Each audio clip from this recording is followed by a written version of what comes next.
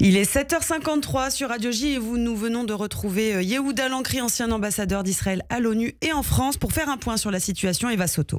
Bonjour Yehuda Lankri. Bonjour Eva Soto. Merci d'être avec nous ce matin, comme chaque dimanche, en direct sur Radio J. Yehuda Lankri, Israël est-il en train de faire tomber le régime islamique ?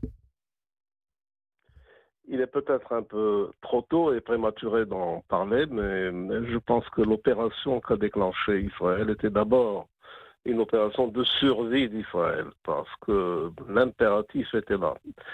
Il fallait frapper l'Iran déjà depuis assez longtemps. Le moment est venu quand Israël s'est aperçu que l'Iran avait réalisé la percée qui mettait la bombe atomique à portée de main de l'Iran. Ça veut dire quoi concrètement ? Excusez-moi, c'est pour bien comprendre Yehuda Lankri. Ça veut dire quoi à portée de main ? Parce qu'on le voit depuis des années, effectivement, cette menace existe. Binyamin Netanyahou a fait des discours à l'ONU pour dire que l'Iran était sur le point d'avoir cette arme nucléaire. Pourquoi cette fois-ci, c'est pire que les fois précédentes, j'ai envie de dire ?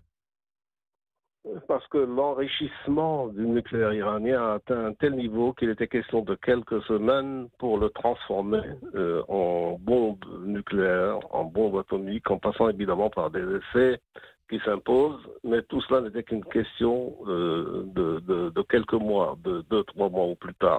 Ça veut dire, Yehuda Lankri, que les missiles tirés contre Israël dans quelques semaines, ça aurait été des missiles avec des têtes nucléaires, c'est ça que ça veut dire ? C'est peut-être un peu trop rapide, mais c'est éventuellement une menace qui est potentielle. Des ogives nucléaires sur des missiles, et le but est atteint de cette façon. Donc Israël a déclenché une opération de survie. L'impératif est là, il s'imposait, et nous menons cette guerre pour survivre. Yehuda Lankri, le régime islamique iranien prône la destruction d'Israël. C'est dans son ADN. Oui, ouvertement d'ailleurs. Faisant fi de la Charte des Nations Unies, dont il est membre. C'est un État membre, et vous le savez, l'article 2 de la Charte stipule que dans les relations internationales, notamment entre un État membre et un autre, on ne peut avoir de recours armé ni à la menace. Et les menaces ont été proférées par l'Iran à longueur d'année sans que quoi que ce soit ne lui arrive sur le plan de son appartenance à la famille des nations. Il n'a pas été isolé, il n'a pas été exclu, alors que ça valait l'exclusion. Ça veut dire que là, dans ce cas précis, c'est l'Iran qui viole le droit international, pas Israël, c'est ça ? Bien entendu. Vous n'avez qu'à faire le décompte des menaces proférées par l'Iran. Et l'Iran a déjà monté tout un scénario infernal, allant du nord avec le Hezbollah jusqu'au sud avec le Hamas et les Houthis, et à l'est les milices syro-irakiennes, pour détruire Israël. C'était déjà en œuvre. Et là, c'est directement que l'Iran s'en prend à Israël.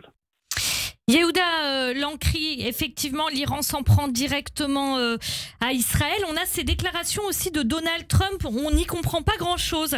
Il affirme que la guerre contre l'Iran doit s'arrêter. Hier soir, quand il est au téléphone avec Donald Trump, ce matin, on apprend que l'armée américaine a a intercepté des drones qui étaient destinés à frapper Israël. Et puis, Donald Trump a aussi dit ce matin, si nous sommes attaqués par l'Iran, l'armée américaine répliquera avec toute sa force. On a besoin de vous pour décrypter tout ça. On n'y comprend pas grand-chose. Oui, je ne pense pas qu'il y ait grande contradiction. D'une part, les États-Unis se sont portés aux côtés d'Israël sur le plan défensif, comme l'a fait d'ailleurs la France, et je m'en félicite. Peut-être d'autres pays, mais le président Macron l'a déclaré et l'a mis en œuvre.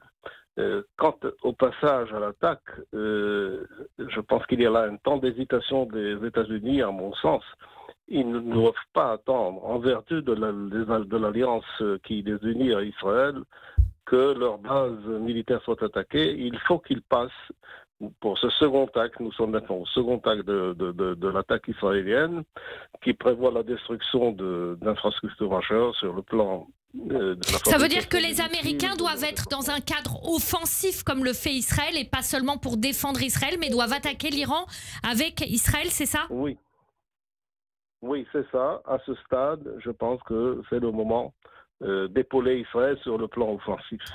On a toujours dit qu'Israël peut lancer une attaque, mais ce sera difficile de faire cavalier seul avec cet immense territoire iranien et les centaines d'objectifs qu'il faut frapper.